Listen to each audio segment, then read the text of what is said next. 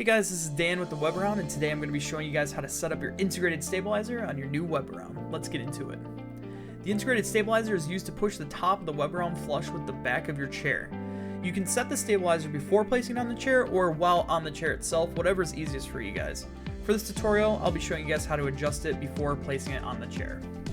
First, pull the integrated stabilizer up and using the Velcro end, place it on the vertical Velcro track on the back of the Webaround.